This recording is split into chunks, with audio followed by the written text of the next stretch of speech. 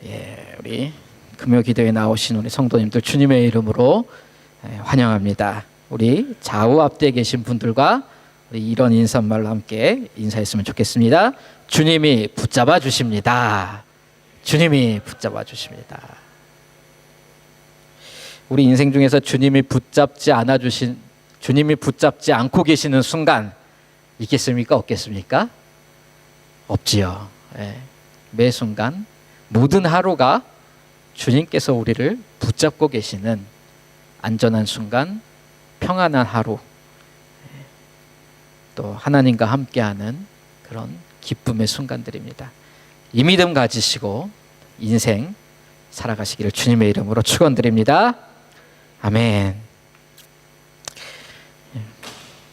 우리 말씀 보겠습니다. 오늘 말씀은 열왕기상 19장 9절에서 16절 말씀입니다. 제가 가진 성경으로는 구약성경 549페이지에 있습니다. 열왕기상 19장 9절에서 16절 말씀.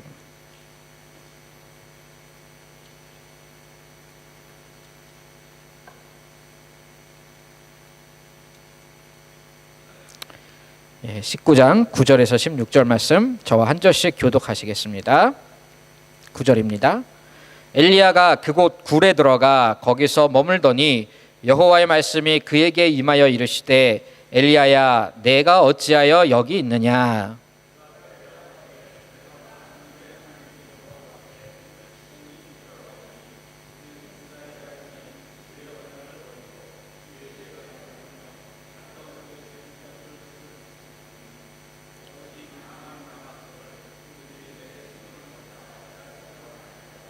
여호와께서 이르시되 너는 나가서 여호와 앞에서 산에 서라 하시더니 여호와께서 지나가시는데 여호와 앞에 크고 강한 바람이 산을 가르고 바위를 부수나 바람 가운데 여호와께서 계시지 아니하며 바람 후에 지진이 있으나 지진 가운데에도 여호와께서 계시지 아니하며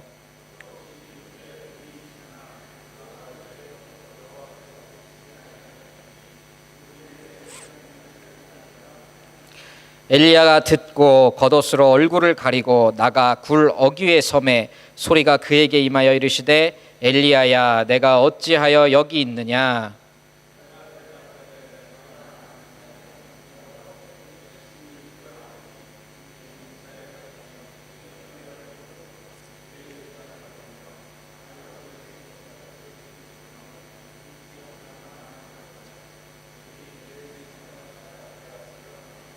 여호와께서 그에게 이르시되 너는 내 길을 돌이켜 광야를 통하여 다메섹에 가서 이르거든 하사엘에게 기름을 부어 아람의 왕이 되게 하고, 같이 읽겠습니다.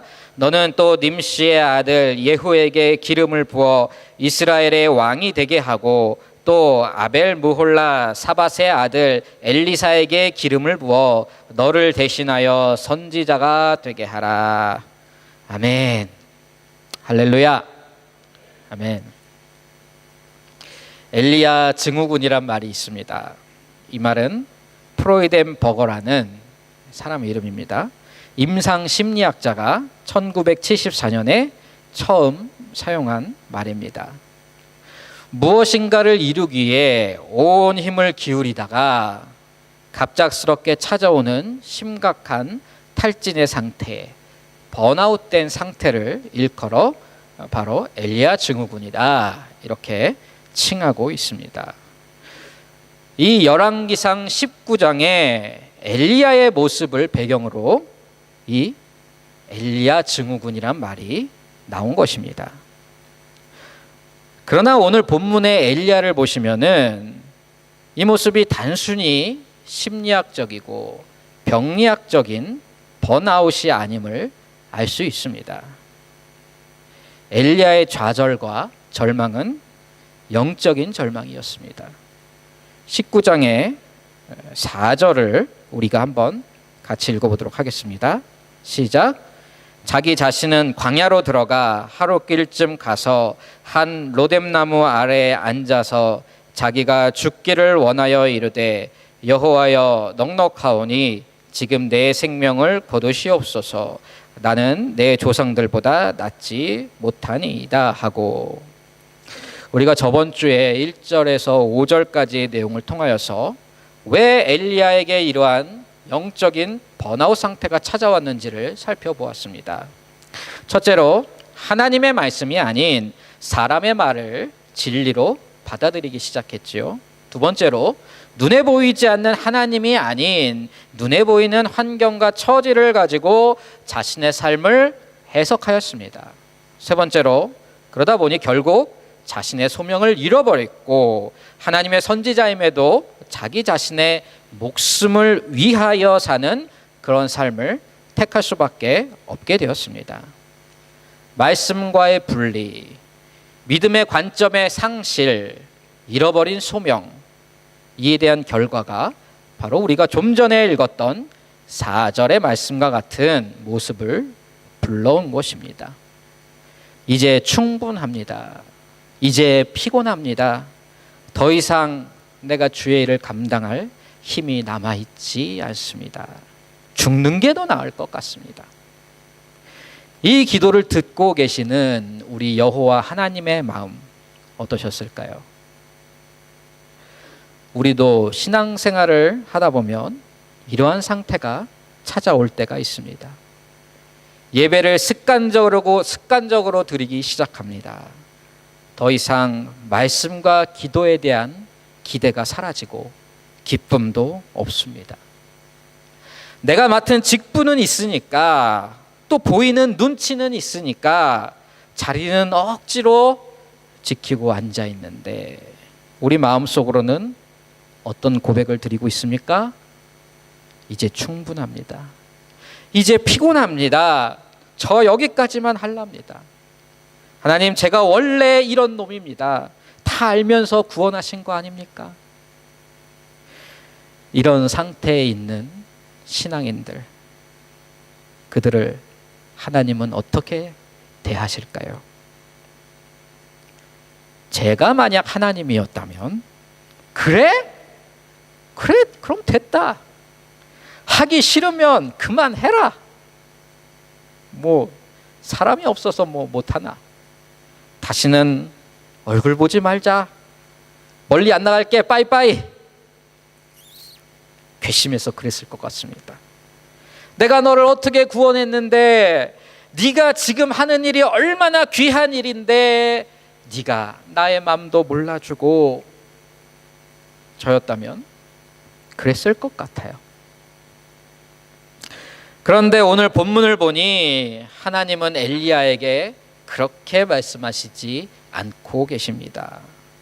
그분은 다시 당신이 택한 그 선지자를 붙잡아 회복시키고 계십니다.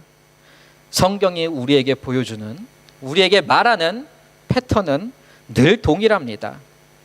우리 인간은 아무리 잘났어도 실패합니다. 시험에 빠집니다. 하나님을 실망시킵니다. 그러나 하나님은 자신이 택한 사람, 자신이 택한 백성을 절대로 포기하지 않으십니다. 아멘이십니까? 아멘. 다시 힘을 주시고, 다시 용기를 주시고, 회복시키시며 일으켜 세워내고야 마시는 분이 바로 우리가 믿는 여호와 하나님임을 믿으시기를 축원드립니다. 자, 그렇다면 하나님은 자신의 백성들을 어떻게 회복하시는가, 어떻게 회복시키시는가, 오늘 본문 열왕기상 19장의 말씀을 이어보면서 그 원리들을 살펴보도록 하겠습니다. 하나님은 지치고 신앙의 번아웃이 찾아온 자신의 백성을 어떻게 회복시키시는가? 일단은 잘 쉬고 먹게 하십니다. 5절에서부터 8절을 우리가 읽진 않았지만 보시면 여호와의 사자가 엘리야를 찾아와서 어떻게 합니까? 이러쿵 저러쿵 설교하거나 책망하거나 그러지 않습니다.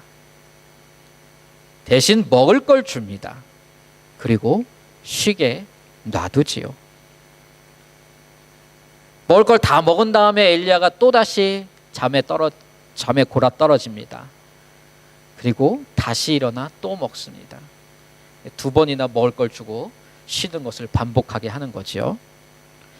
이런 건 저도 잘할 수가 있는데, 엘리야만큼 잘할 수가 있는데, 사람이 지치면 그게 영적이든 육적이든 인간인 이상은 뭐가 좀 필요합니까? 우선 잘 먹고 잘 쉬어야 합니다. 성경은 우리 인간의 영과 육을 구분은 하지만 분리하고 있지는 않습니다. 서로 영향을 주는 관계입니다. 우리를 만드신 분이 하나님이시기 때문에 우리를 누구보다 잘 아십니다. 그래서 먼저 이런 처방을 내려주시는 것이지요.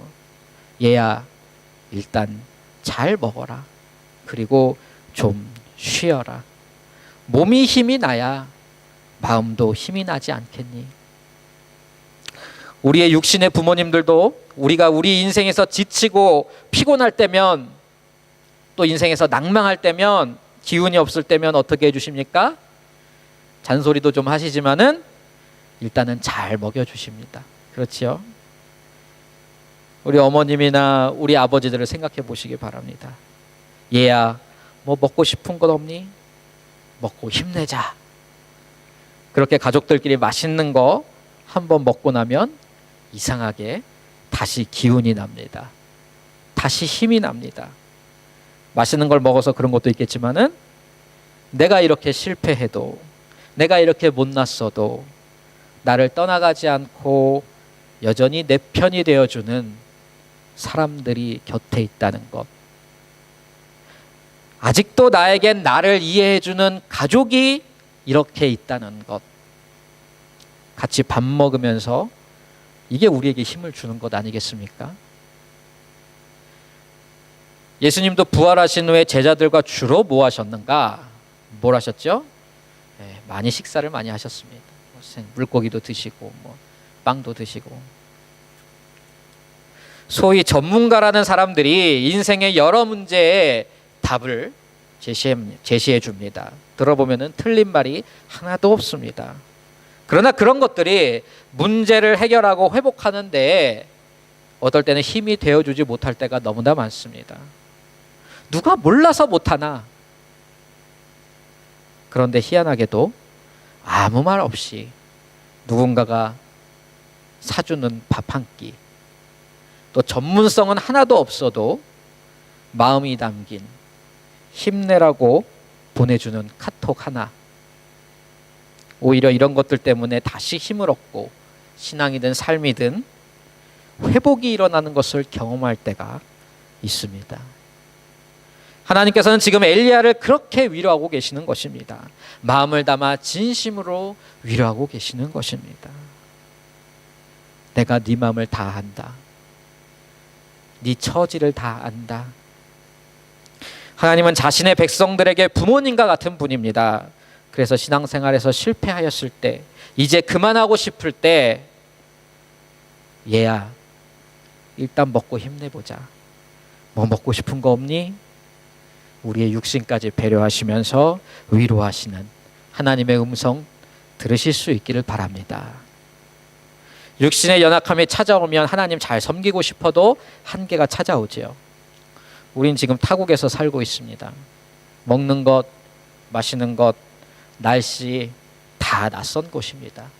사랑하는 성도 여러분, 사명감 가지시고 주님 주시는 음식 잘 드시고, 주님 휴식 주실 때 또 잘 쉬시고, 운동도 열심히 하시고, 또 서로 밥은 잘 먹고 있는가, 외롭진 않은가 잘 챙겨주시면서 다시 기운을 얻어서 충성되이 하나님의 영광을 위해 살아가시기를 주님의 이름으로 축원드립니다. 아멘. 일단 먹을 거를 좀 먹이신 다음에 하나님이 내리신 그 다음 처방은 무엇인가? 이 어딜 가도 음식을 먹고 나면 그 다음에 본론이 나오지요. 그러니까 이제부터가 하나님의 본론이라 할 수 있겠습니다. 자, 오늘 우리가 읽은 본문을 보시면은 9절과 10절 그리고 13절과 14절이 이 두 문장이 동일하게 반복되는 패턴으로 구성이 되어 있습니다. 잘 보시면 그렇죠? 9절과 10절 그리고 동일하게 13절과 14절이 반복이 됩니다. 처음에는 하나님이 질문을 하십니다. 엘리야야, 내가 어찌하여 여기 있느냐? 9절에서도 그리고 13절에서도 하나님은 동일한 질문을 하고 계십니다. 거기에 엘리야가 동일한 대답을 또 하고 있습니다. 10절 그리고 14절을 보시면 완벽하게 동일한 문장입니다. 자, 이처럼 동일한 질문과 동일한 대답을 하고 있는데 사실 이 둘 사이에는 어마어마한 큰 차이가 있습니다. 무엇인지 아시겠습니까? 자세히 보시면 엘리야가 하나님과 대화를 하는 위치가 다릅니다. 9절을 보시면 엘리야가 어디에서 하나님과 대화를 하고 있습니까? 엘리야가 그곳 굴에 들어가. 그러나 13절을 보시기 바랍니다. 뭐라고 나와 있지요? 엘리야가 듣고 겉옷으로 얼굴을 가리고 그 다음에 나가 굴 어귀에 섬에. 엘리야가 무엇을 듣고 있습니까? 하나님의 말씀을 듣고 겉옷으로 얼굴을 가리고, 이건 하나님의 임재를 상징합니다. 그리고 어디로 나갑니까? 하나님 앞으로 나아가. 어디에 서 있습니까? 하나님이 임재하신 그곳에 섰습니다.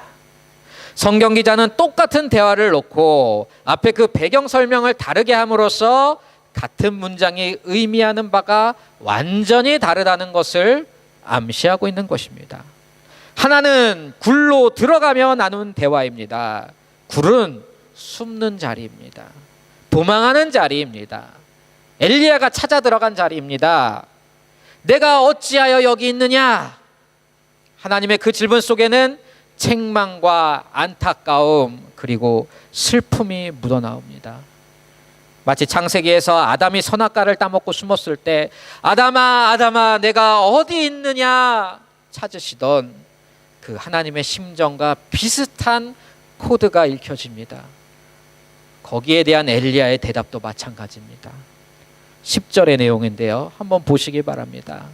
하나님에 대한 원망, 자신의 한계에 대한 자책, 또 약간의 비꼼, 상처, 이런 감정들이 들어 있습니다. 그러나 13절 그리고 14절의 대화는 다릅니다. 이제 엘리야는 더 이상 굴 속에 숨어서 하나님의 말씀을 수동적으로 듣고 있지 않습니다. 얼굴을 가린다는 것은 하나님의 임재 앞에 섰다는 것을 의미합니다. 그리고 굴 속을 향하여 가던 엘리야는 그 방향을 돌이켜서 이제 굴 밖으로 나가고 있음을 성경 기자는 분명히 시사하고 있습니다. 따라서 이때 나누는 하나님과 엘리야의 대화는 이전과 동일한 문장일지라도 동일한 대화가 아닙니다. 하나님은 말씀하십니다. 내가 어찌하여 여기 있느냐? 나를 경험한 너, 하나님의 사람이여, 나의 임재를 체험한 나의 백성이여, 일어나라. 너의 자리로 돌아가라. 이제 너는 전과 같지 아니하다. 사명자여, 너의 자리로 돌아가라. 하나님은 정체성을 회복시켜 주시고 다시 능력을 주시고 우리의 바른 자리로 다시 부르심, 콜링 어게인 하시는 것입니다. 그에 대한 엘리야의 대답인 14절도 그 앞에 10절과 완전하게 동일한 문장이지만 이제 동일한 대답이 아닙니다. 10절이 하나님께 구구절절 드리는 자신의 신세 한탄에 불과했다면 14절은 하나님께 드리는 자신의 신앙 고백인 것입니다. 지금 비록 상황이 이러이러하지만 백성들도 다 떠나고 여호와의 제단도 다 무너지고 나만 혼자 남은 것 같고 생명의 위협도 여전히 받고 있습니다. 변한 거 하나도 없습니다. 달라진 거 하나 없습니다. 그러나 하나님, 주는 살아계신 여호와 하나님이시여, 나는 당신의 선지자입니다. 당신이 누구인지 다시 깨달았습니다. 내가 누구인지 다시 깨달았습니다. 말씀하옵소서. 이제 내가 당신의 임재 앞에서 듣겠나이다. 엘리야의 중심으로부터 회복을 확인하신 여호와 하나님께서는 이제 다시 엘리야에게 새로운 사명을 주고 계시죠. 그게 15절과 16절의 내용입니다. 한번 15절 16절 같이 한번 읽어볼까요? 시작. 여호와께서 그에게 이르시되 너는 내 길을 돌이켜 광야를 통하여 다메섹에 가서 이르거든 하사엘에게 기름을 부어 아람의 왕이 되게 하고 너는 또 님시의 아들 예후에게 기름을 부어 이스라엘의 왕이 되게 하고 또 아벨 무홀라 사밧의 아들 엘리사에게 기름을 부어 너를 대신하여 선지자가 되게 하라. 어마어마한 사명을 주고 계시죠. 왕을 세우고 아람의 왕과 이스라엘의 왕을 세우고 선지자를 세우는 사명을 다시 회복시켜 주십니다. 자, 그렇다면 도대체 9절과 10절 그리고 13절과 14절 이 사이에 무엇이 있었길래, 무슨 사건이 있었길래 사명을 놓쳐버리고 굴 속으로 숨어 들어가던 하나님의 사람 엘리야가 다시 회복되어 사명을 감당할 수 있었는가? 그것이 11절과 12절 이 두 절의 내용입니다. 이 두 절밖에 안 되니까는 우리 같이 한번 한 목소리로 읽어보도록 하겠습니다. 11절과 12절입니다. 시작. 여호와께서 이르시되 너는 나가서 여호와 앞에서 산에 서라 하시더니 여호와께서 지나가시는데 여호와 앞에 크고 강한 바람이 산을 가르고 바위를 부수나 바람 가운데 여호와께서 계시지 아니하며 바람 후에 지진이 있으나 지진 가운데도 여호와께서 계시지 아니하며 또 지진 후에 불이 있으나 불 가운데에도 여호와께서 계시지 아니하더니 불 후에 세미한 소리가 있는지라. 바로 하나님께서 엘리야에게 임재하고 계십니다. 즉 엘리야는 하나님의 임재를 통하여 그분이 어떤 분이신지를 새롭게 깨닫고 있습니다. 하나님은 어떻게 자신의 백성의 상한 마음을 치료하시는가? 하나님은 어떻게 그로기 상태에 놓인 자신의 일꾼들을 다시 일으켜 세우시는가?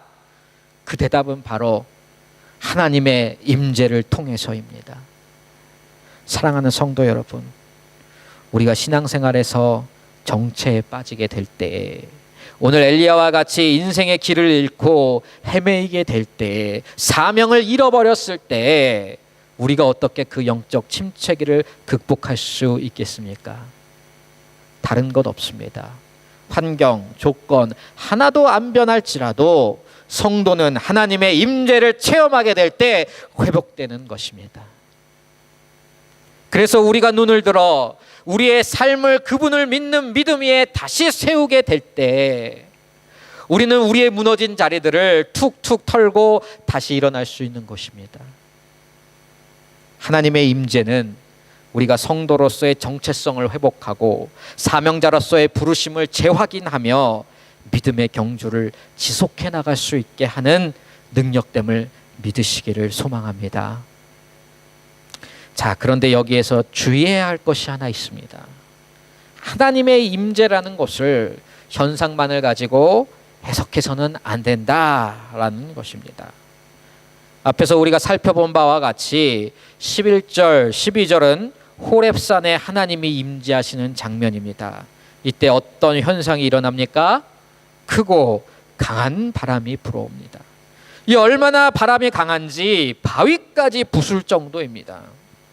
이 정도 현상이면 하나님의 임재를 보여주는 증거로 충분하다, 우리가 이렇게 말할 수 있지 않겠습니까? 그러나 성경은 말합니다. 그 가운데 하나님이 계시지 않더라. 그 다음으로는 지진이 일어납니다. 온 산과 땅이 다 흔들립니다. 출애굽 시절 모세가 바로 이 산에서 하나님을 대면했을 때에도 동일한 현상이 있었습니다. 야, 땅을 흔들며 임하시는 여호와, 하나님이 여기 계시겠구나. 그러나 성경은 또 말합니다. 지진 가운데도 계시지 아니하며. 마지막으로는 어떤 현상이 있었습니까? 불이 있었습니다. 불은 엘리야의 신앙과 사역에서 아주 중요한 상징성을 가지고 있습니다. 갈멜산에서 불을 내렸던 선지자이지요. 그래서 중세 화가들이 엘리야의 초상화를 그릴 때면 항상 이 꼭 같이 그려놓는 것이 이 불입니다. 또한 하나님이 모세에게 나타나실 때에도 불타는 떨기나무로 임하셨다는 것을 우리는 기억합니다. 때문에 불이 등장했을 때야말로 엘리야가 그렇게 생각했을지도 모릅니다. 야, 드디어 하나님이 임재하시는구나. 그렇지, 나의 하나님은 뭐니 뭐니 해도 불이지. 그러나 결론은 어떠하였습니까? 불 가운데도 여호와가 계시지 아니하더니. 그리고 최종적으로 하나님이 무엇으로 임하고 계시는가? 강한 바람도 웅장한 지진도 활활 타오르는 뜨거운 불도 아닌, 어찌 보면 하나님의 임재를 보여주는 것 치고는 너무나 초라한 세미한 소리로 오늘 엘리야에게 임재하고 계십니다. 사랑하는 성도 여러분, 말씀은 여기서 우리에게 놀라운 통찰력 하나를 주고 있습니다. 무엇이겠습니까? 하나님은 물론 강하고 웅장하시며 우리의 오감이 다 떨릴 정도로 극적인 분이심이 틀림없습니다. 그러다 보니 우리도 하나님을 만나기 위해서는 뭔가 크게 소리를 내야 할 것 같습니다. 웅장하게 사람이 좀 많이 모여서 그렇게 찬양하고 예배해야만 하나님의 관심을 좀 끌어볼 수 있을 것 같습니다. 또 때로는 아주 극적으로 스펙타클하게 감동받고 눈물 좀 뽑으면서 그렇게 그분의 임재를 체험해야만 할 것 같습니다. 그러나 기억하시기 바랍니다. 하나님은 그거 없어도 세밀한 소리로 우리에게 임재하시는 분이십니다. 오히려 어떨 때는 그런 눈에 보이는 현상에만 집중함으로 진짜 중요한 이 세밀한 소리, 우리 각 사람에게 마음에 말씀하시는 그 하나님의 음성을 놓칠 때가 너무나 많지 않습니까? 사람들이 예배 가운데 하나님의 임재를 오감으로 체험하고 싶어서 자기 스스로 만족하기 위해 얼마나 많은 노력을 기울이는지 모릅니다. 이것이 무조건 잘못됐다라는 것은 아닙니다. 이러한 것들은 하나님을 만나는데 분명 도움이 될 수 있습니다. 그러나 더 중요한 것이 있지요. 우리가 오감으로 느꼈다고 해서, 그 현상을 보았다고 해서 진짜 하나님을 만났다고 할 수는 없다는 것입니다. 오히려 골방에서 홀로 간절한 마음으로 그분을 찾을 때, 집안에서 혼자 밥하다가도 갑자기 마음이 뜨거워져서 눈을 감고 무릎을 꿇을 때, 사람들이 북적북적대는 그런 장소에서 갑자기 하나님의 말씀이 떠올라서 잔잔한 감동이 솟구쳐 오를 때, 그럴 때 기억하시기 바랍니다. 우리 주님께서 세밀한 소리로 우리의 영혼을 두드리고 계시는 것입니다. 그때부터는 그 자리는 시간과 장소에 상관없이 하나님의 임재를 체험하고 하나님을 만나 회복하는 거룩한 자리로 바뀌게 되는 것입니다. 사랑하는 성도 여러분, 이 시대는 화려하고 멋지고 자극적인 것 좋아합니다. 이 시대 교회들도 앞다투어 화려하고 멋지고 자극적이고 감각적인 것으로 하나님 보여주고 싶어 합니다. 하나님을 느끼고 싶어 합니다. 그러나 어쩌면 주님은 그 가운데 계시지 않으실지도 모릅니다. 오히려 교회의 모든 불이 꺼지고 모든 사람이 다 떠나가서 조용하게 아무도 보아주지 않는 그 구석진 자리에서 주님을 부를 때, 주님께서는 세밀한 소리로 저와 여러분을 찾으실 수도 있는 것입니다. 화려한 현상은 없을지라도, 자극적인 것 없을지라도 주님께만 집중하며 그분의 말씀을 따라 묵묵히 사명을 감당하는 교회, 치앙마이 중앙교회가 그런 교회 되시기를 주님의 이름으로 축원드립니다. 말씀을 정리하겠습니다. 하나님은 실패하고 영적 침체에 빠진 자신의 백성을 그냥 내어버리시지 않으시는 분입니다. 하나님은 우리를 반드시 회복시켜서 다시 사명을 주고야 마시는 분입니다. 그분은 우리의 육신의 필요도 무시하지 않으시고 채워주시는 사랑의 하나님을 기억하시기를 바랍니다. 하나님의 그 사랑은 우리가 회복의 발걸음을 떼기에 충분한 사랑입니다. 충분한 위로가 됩니다. 이 시간 모든 성도님들에게 특별히 엘리야와 같이 영적 침체의 늪에서 스스로를 자책하고 계시는 분이 계시다면 하나님의 이 크신 위로와 사랑이 지금 함께하게 되시기를 주님의 이름으로 축원드립니다. 또한 그분은 당신의 임재를 통하여 우리를 회복시켜 주십니다. 하나님과의 만남만큼 성도를 회복시키는 힘은 없습니다. 하나님의 임재를 사모하시기를 바랍니다. 특별히 그 임재의 현상에만 집중하는 것이 아닌 또는